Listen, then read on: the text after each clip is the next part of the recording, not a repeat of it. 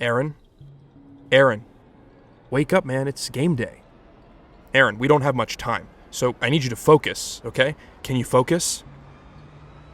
This video is sponsored by SeatGeek. SeatGeek is a ticket marketplace that helps you find the best deal for whatever live event your heart desires. Want to watch the New York Jets play football? Just find the highest score out of 10 in green, and that's the best price. And every purchase made through SeatGeek is backed by their buyer guarantee. As an added bonus, code SETTHEEDGE10 at checkout will net you 10% off your order even if you've used SeatGeek in the past. On any tickets you want, not just Jets tickets. I wouldn't personally do that. But that's all one word, SETTHEEDGE10 for 10% off your order on any tickets over on SeatGeek. Thank you, SeatGeek. Sorry about that, Aaron. Anyways, the Jets are having some issues right now, as you know, and at 2-5 and already a full 3 games out of the division lead, things are starting to get a little claustrophobic. So while we could dig into how all of these problems are rooted in decades of meddling ownership chipping away at any potential stability until dysfunction seeps in through the walls, there isn't time for that. You gotta play the hand you're dealt. Because look, the organization most certainly deserves what is happening right now, but the fans deserve better. It's been 13 years since any of these good people have even laid eyes on a playoff team, so long that the head coach of that squad is now being paid to skewer you on ESPN. If a chick's got jacked up feet, I'm out. I don't care how gorgeous. That's not the clip. How do I... which button switches it? So with the Jets season quite possibly getting hopelessly away from them yesterday, how much of the blame goes to Rodgers? Well, I mean, a lot of it should. It's not just me seeing it with my eyes, which I mean, I see it, all right? He's not close to what he's been. I hate to say it, but Rex has a point, about the blame thing at least. And that one-man microscope is not just coming from the media, no matter what Aaron Rodgers wants you to believe. It originated from inside the building itself. After what happened last season, they're freaking out, dude. They might only have one more shot with one of the greatest quarterbacks ever, so the philosophy is, if it's not fixed yet, break it. Head coach, gone.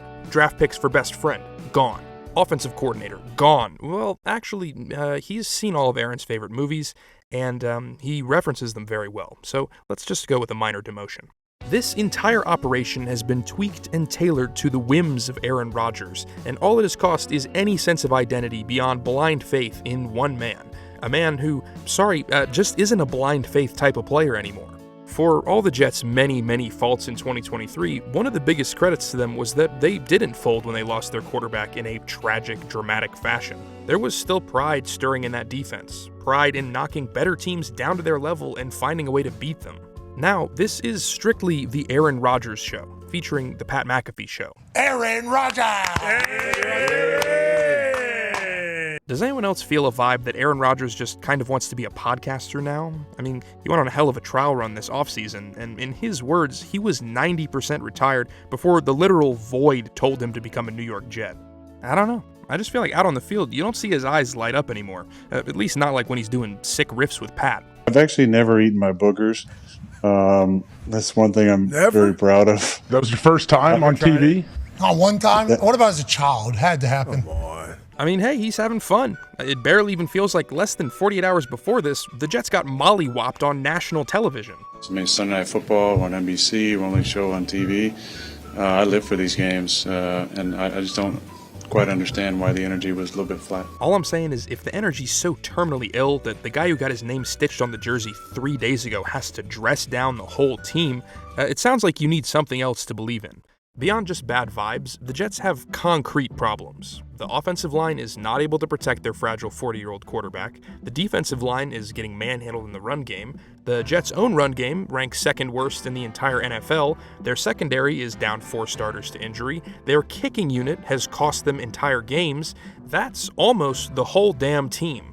Now, every franchise faces major adversity through the course of a season, but the only way that groups rise above it is adaptability and accountability that comes from the top down. 2 things the Jets maybe have never had.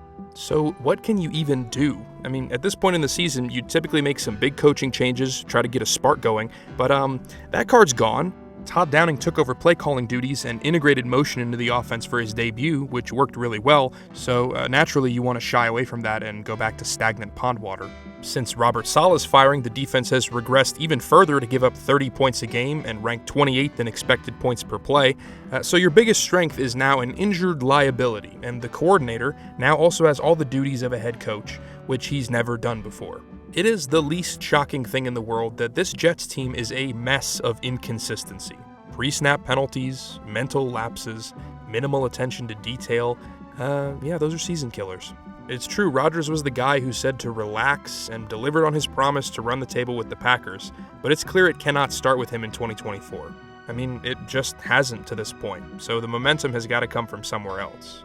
You get Hassan Reddick back finally, so that's huge, or it's hitting a huge 3 to cut it to 42. I mean, I'm not even a Jets fan, but this is just astonishing because so many of their problems are so intangible. Do you feel that because you guys know how much individual talent you have, that guys are relying too much on what the expectations or what you expect you can do instead of actually doing it in the moment? I don't know. I hope not, but I don't know. The good news is that if you can address all of this, then it's not over yet. Just in the past decade, 7 different teams that started out 2-5 still went on to make the playoffs. It's even happened once in each of the last 4 seasons. Granted, 2 of those won weak divisions at 9-8, which isn't happening in a division with Josh Allen, but a hot streak isn't out of the question. The schedule looks winnable-ish. I mean, the 2015 Chiefs rattled off 10 straight after starting 1-5. Why not? You don't have Andy Reid, but you've got Nathaniel Hackett. You know what? I don't care they're playing the Patriots. I'm going to push the button.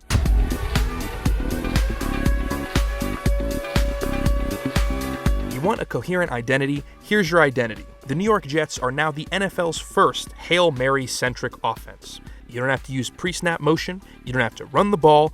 All you got to do is use Aaron Rodgers' black magic luck when it comes to dropping God's tears from the sky.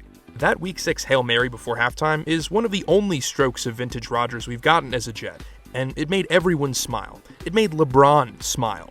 Rodgers has now completed 4 Hail Mary passes in his career, which is 2 more than anyone else in NFL history, and he's just undeniably incredible at this one fuck you throw. He's consulted with astronauts about it. He's mastered putting so much air under it cuts through like a punt. His receivers just catch it a lot for some reason. I don't know, but it can save the Jets. Not to mention on 2 of those Green Bay heaves, none other than the Devontae Adams was the main target, soaking up massive amounts of attention and allowing the other receivers to take advantage. So, for this reason, the Adams trade was an absolute win because it improves their new offensive identity. So, are the New York Jets a total train wreck? Yeah, but there's order to be found in chaos. There's enlightenment to be found in pain. So keep the faith, my beautiful, beautiful Jets fans, because while your team may need a Hail Mary to keep this season alive, at minimum, you do have the right arm to throw it.